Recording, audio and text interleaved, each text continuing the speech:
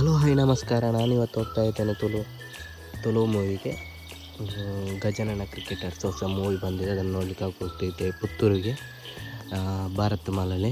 ಹಾಗೆ ಮತ್ತು ನಾನು ನನ್ನ ಫ್ರೆಂಡ್ಸ್ ಎಲ್ಲ ಹೋಗ್ತಾ ಇದ್ದೇವೆ. ಮತ್ತು ಸಿನಿಮಾ ಒಳ್ಳೆ ಸೂಪರಾಗಿ ಉಂಟು.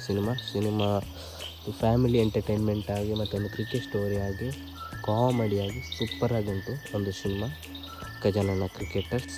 ಹಾಗೆ ಮತ್ತು ಎಲ್ಲರದ್ದು ಸೂಪರ್, ಒಂದು ಆ್ಯಕ್ಟಿಂಗ್ ಆಗಿ ಅಲ್ಟಿಮೇಟ್ ಆಗಿತ್ತು.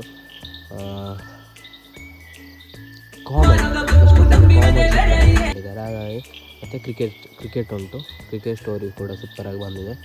ಮತ್ತು ಯಾರು ಇನ್ನೂ ನೋಡಲಿಲ್ಲ ಹೋಗಿ ನೋಡಿ, ಒಳ್ಳೆ ಸಿನಿಮಾ.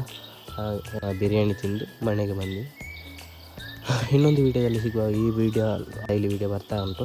ಸೊ ಹಾಗಾಗಿ ನೆಕ್ಸ್ಟ್ ವೀಡಿಯೋದಲ್ಲಿ, ಅಲ್ಲಿವರೆಗೂ ಬಾಯ್.